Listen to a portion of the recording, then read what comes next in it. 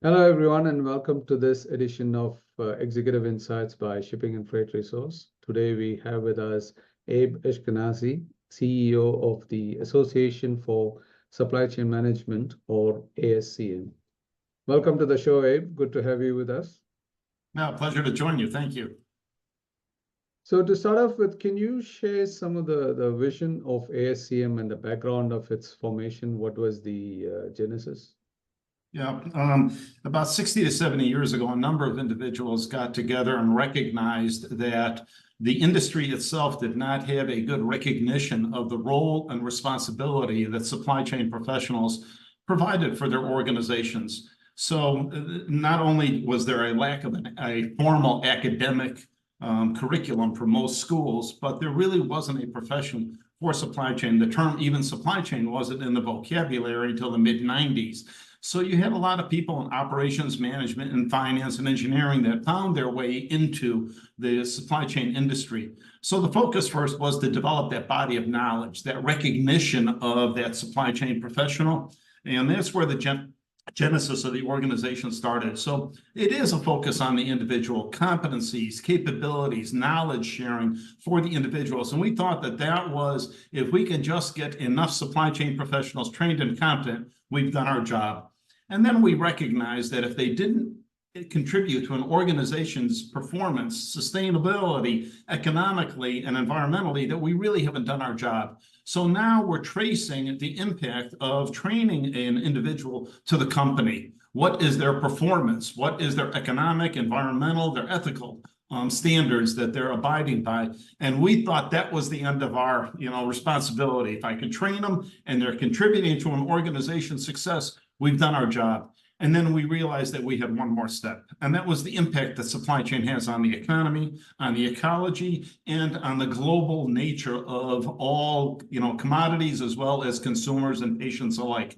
And so now we've taken on the responsibility of making sure that supply chain is a force for good in enabling supply chains as well as the economies across the globe to be sustainable. And so where we started with the individual, we're now migrating and embracing the opportunity that supply chain has on all of our lives, as well as patients and consumers alike. Yeah, very important steps indeed. And as you mentioned, supply chain started in earnest in the 90s, but I think COVID just accelerated its popularity, so to speak. So what are some of the current challenges that you're facing in global supply chain management today? Yeah, I think a number of them were highlighted because of the pandemic. We had, prior to the pandemic, we are a very efficient system. Just in time, we had rapid deliveries, we had reasonable cost, high variety of products, maybe a false sense of security on the stability of the supply chains. When the pandemic hit, we saw that we did not have visibility into the extended supply chain. More often than not, we knew our tier one, but rarely did we understand tier two and beyond in our supply chains.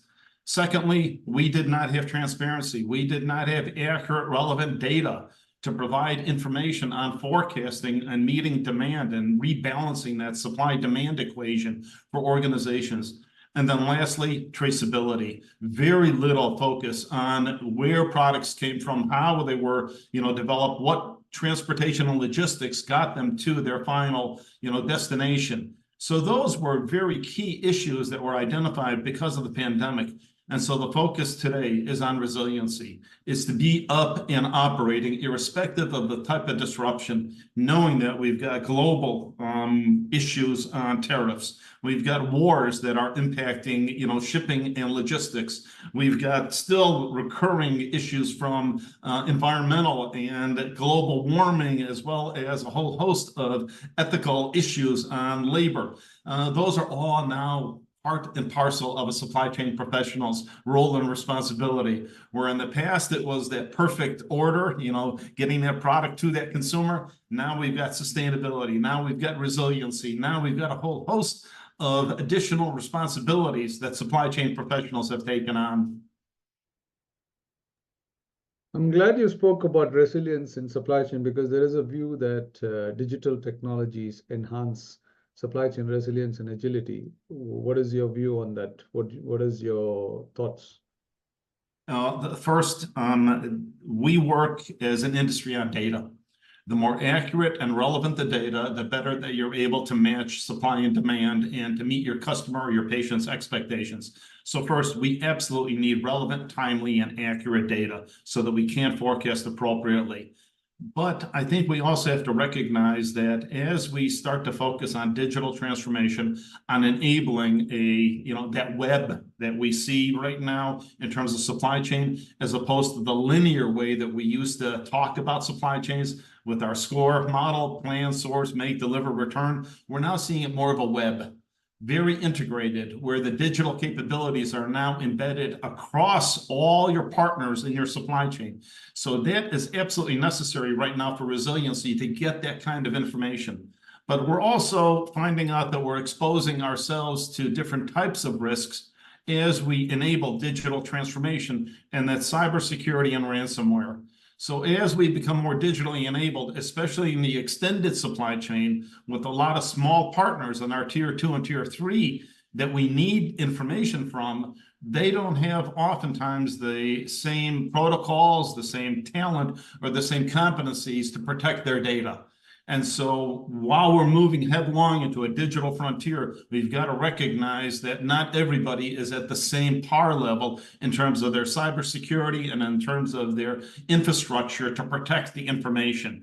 So resiliency requires digital technology, but we also have to recognize that we're presenting another challenge for supply chain in opening up that digital frontier with all of our players within the supply chain.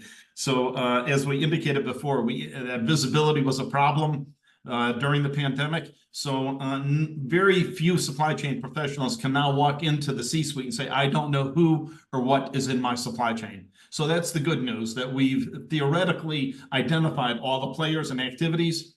Well, now the bad news. Now we know all the players, and now we know all the activities in our supply chain, and now we need to do something about it where we're identifying that it's not sustainable.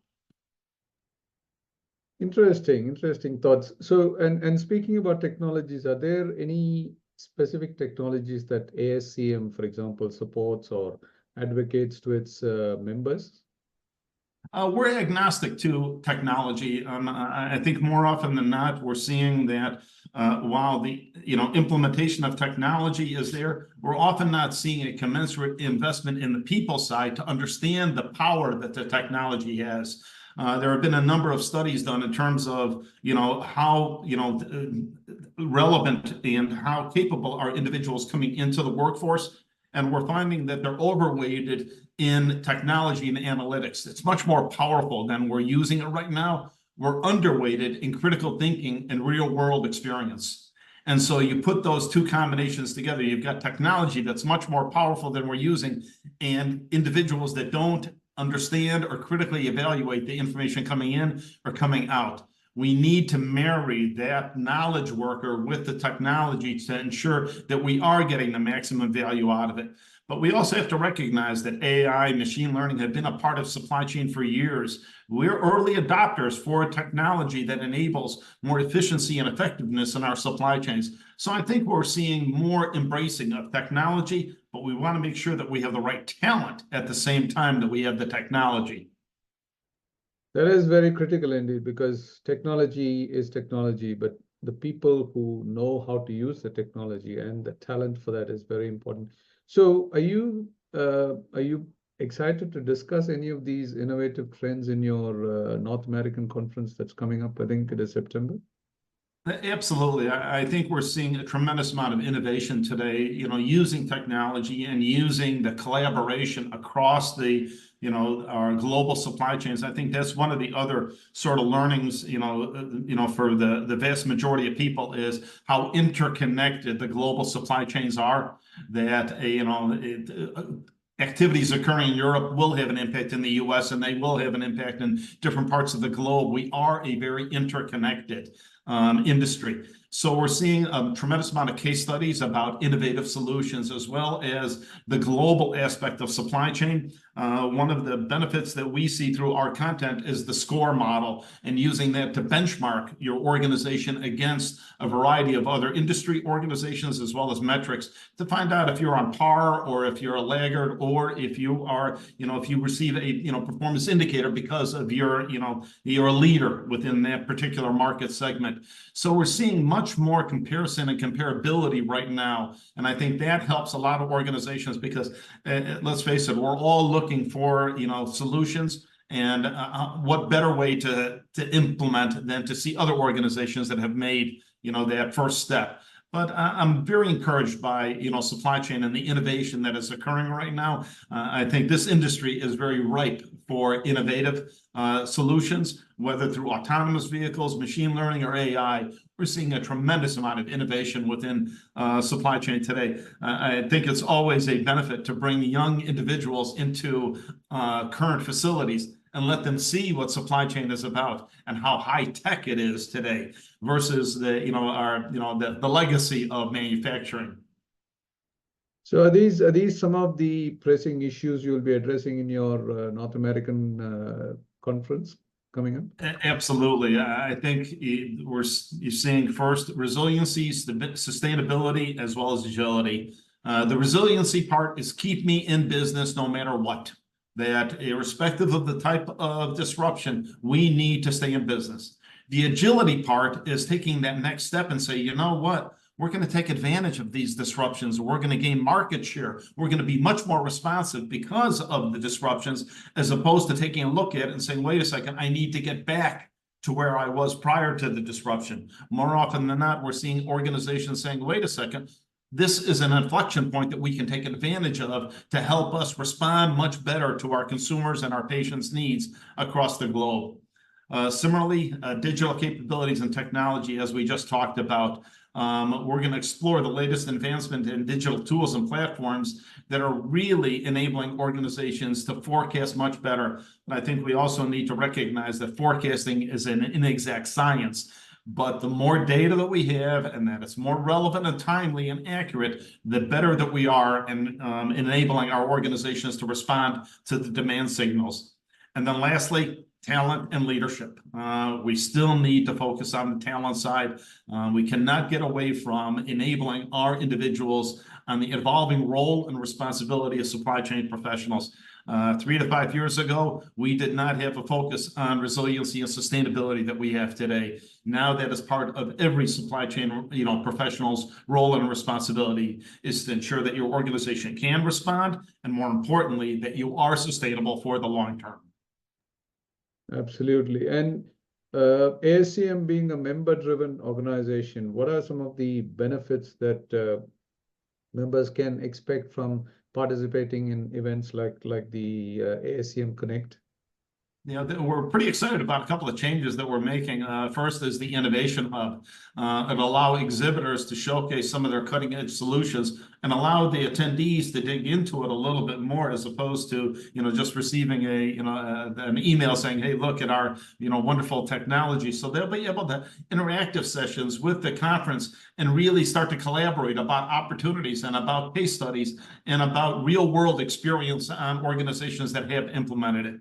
Additionally, connection cafes, interactive workshops to help them, dig in. Here's a problem that I have. Is there, organizations or other, supply chain professionals that can lend some insight in terms of some of the solutions that they've implemented. Obviously, the social events always provide an opportunity to meet and greet a lot of our compatriots who are, in the same, world that we're in and facing a lot of the same challenges. It wasn't that long ago that we had to define and explain to our friends and our family what we did. Now, at least they understand what supply chain is. They may not have a deep understanding as to what it takes to have an effective supply chain, but at least they understand what supply chain is. And so the social events provide that opportunity for individuals to commiserate a little bit. And then lastly, the facility tours, always a hot topic for individuals to go out and to showcase how organizations are really implementing solutions through technology and through innovative solutions for their organizations. Well, supply chain is a very big industry for many people, even in the industry, to understand. So Yeah. it's no wonder.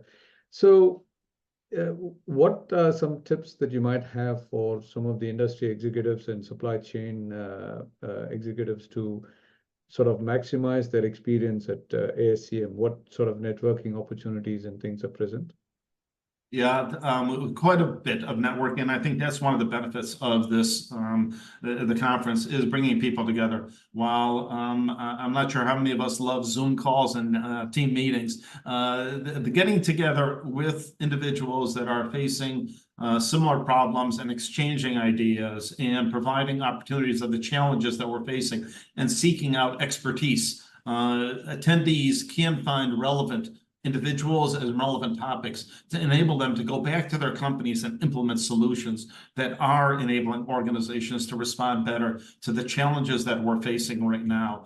The conference app provides opportunities for individuals to connect remotely as well as in person, because obviously this is a very different world that we're in today in terms of the way individuals connect.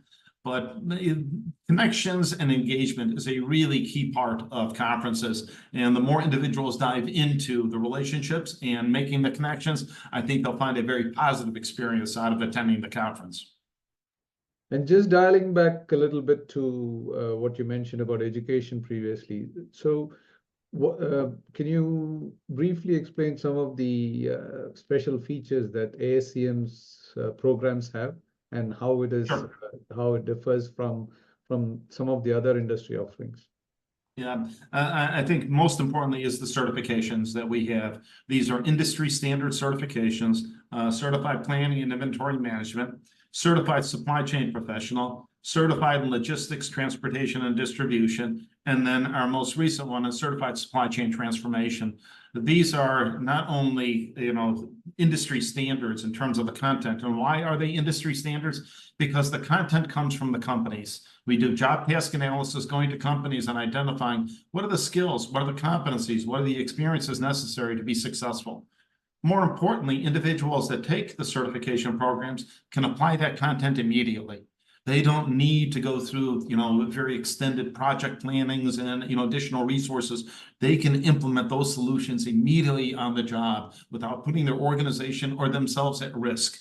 So the content that we're providing is application-based. It's not theoretical. It is not academic, foundations. This is actual practice that organizations are implementing today. So that's one of the benefits that we see from the certifications, and a company tell us much more capable, much more knowledgeable, and much more engaged employees that go through the certification. But as important is the impact that it has on their company. And that's the return on education. What's the value of educating your workforce? And so we're now able to, to put a value indicator on professional development for your workforce. While I indicated in the beginning, we started with the individual. While it's critical to have competent, capable individuals, if they don't contribute to an organization's success, we really haven't done a whole lot. And so measuring that organizational impact on economies, on ecology, on the environment is a critical part of our responsibility to the individual. And this is how we separate our organization, is through the content that we have. It is not only an industry standard for the individuals, but it's an organization through the SCORE model, something that they can point to and not only have the benchmarks, but have the relevant indicators that they are performing up to par or exceeding expectations. Great. So there you have it, directly from Abe Eshkenazi, CEO of ASCM. You've heard about the benefits of education, benefits of technology, and benefits of how being a member of ASCM can help your supply chain goals.